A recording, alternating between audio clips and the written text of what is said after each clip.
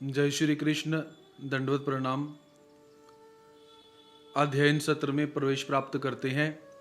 श्रीमद् भगवद गीता अध्याय क्रमांक 15 के श्लोक क्रमांक 9 का यहाँ पर आज हम सब यहाँ पर अध्ययन करेंगे।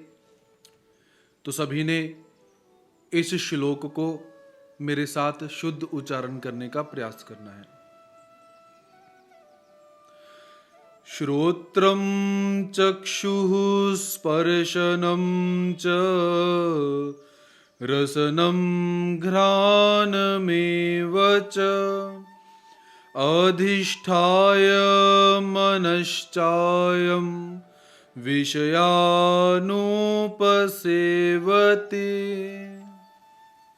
एक एक पद का उच्चारण करेंगे।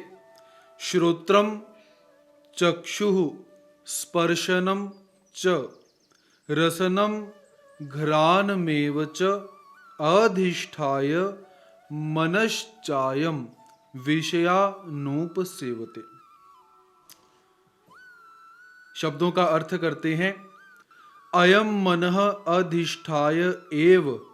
तो भगवान श्री कृष्ण महाराज जी इस श्लोक में क्या कहते हैं? अयम अर्थात यह जीवात्मा, मनः मन का, अधिष्ठाय आश्रय लेकर, एवं ही श्रोत्रम श्रोत्र, च और चक्षु, चक्षु कहा जाता है नेत्र को, च तथा स्पर्शनम, स्पर्शनम कहा जाता है चर्म को, रसनम रसना, च और घ्राणम घ्राण, इन 5 इंद्रियों के द्वारा विषयान उपसेवते, विषयों का सेवन करता है। तो भगवान श्री कृष्ण महाराज जी ने पिछले श्लोक के अंदर मनः षष्ठानि इंद्रियानि शब्द का प्रयोग किया हुआ है। तो उसकी क्लेरिफिकेशन, उसका विस्तार भगवान श्री कृष्ण महाराज जी इस श्लोक में कहते हैं। तो भगवान जी यहाँ पर सबसे पहले क्या है, 5 ज्ञानेंद्रियां कौन सी होती हैं?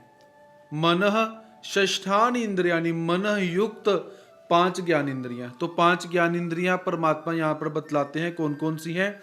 श्रोत्रम, श्रोत्रम अर्थात हमारे कान, चक्षु अर्थात हमारे नेत्र, स्पर्शनम अर्थात त्वचा, रसनम अर्थात जिह्वा, घ्राण अर्थात नाक। इसे कहा जाता है, इन्हें कहा जाता है 5 ज्ञानेंद्रियां। तो भगवान जी क्या कहते हैं कि ये जो जीवात्मा है पहले मन का आश्रय लेता है और फिर इन 5 ज्ञानेंद्रियों का आश्रय लेकर जो कर्म इत्यादि हैं उन कर्मों को करता है।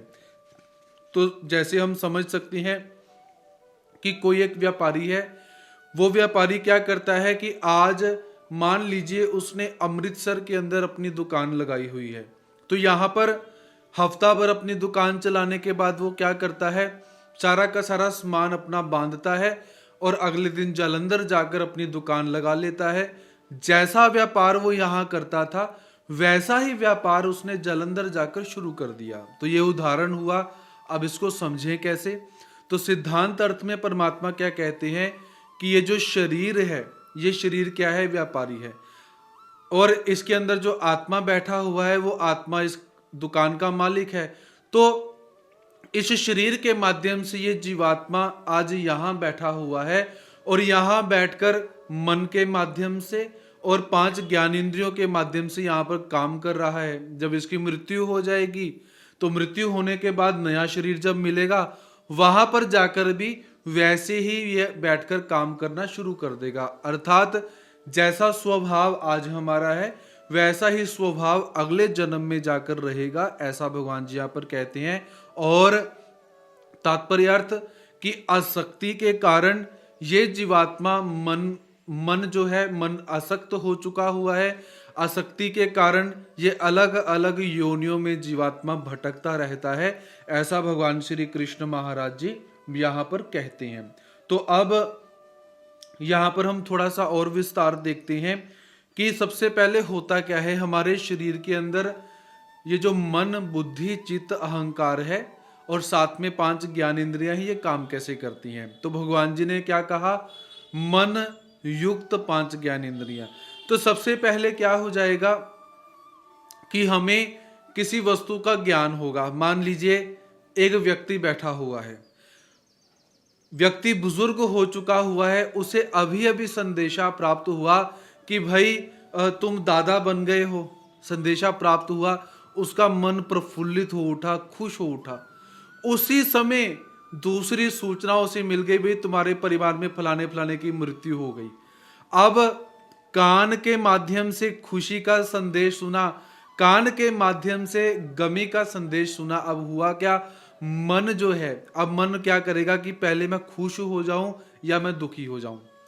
जिस व्यक्ति के साथ लगाव ज्यादा होगा तो वो बंदा क्या करेगा, ज्यादा खुश हो जाएगा, बाकी छोड़ देगा। यदि मरने वाले के साथ लगाव ज्यादा होगा तो वो दुखी हो जाएगा। अर्थात ये जो हमारी इंद्रियां हैं ये क्या करती हैं, सबसे पहले विषयों का ग्रहण करती हैं। मान लीजिए हमारे श्रोत्र हैं, कान का जो विषय है वो क्या है, सुनना, शब्द। त्वचा का विषय क्या है, स्पर्श करना। आंखों का विषय क्या है, देखना। रसना का विषय क्या है, रस ग्रहण करना। घ्राण अर्थात नाक का विषय क्या है, गंध ग्रहण करना।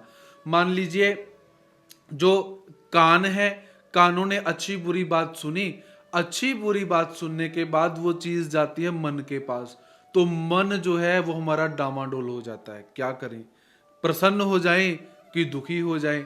फिर उसके बाद मन जब डामाडोल हुआ, मन अपनी तरफ भागने की कोशिश करता है कि चलो जी जल्दी करते हैं, ये करते हैं, वो करते हैं। बुद्धि आ जाती है बीच में, निश्चयात्मिका बुद्धि। बुद्धि का लक्षण क्या है, जो निश्चय करती है। मन का लक्षण क्या है, चंचलात्मक मन। मन का लक्षण है चंचल हो जाना।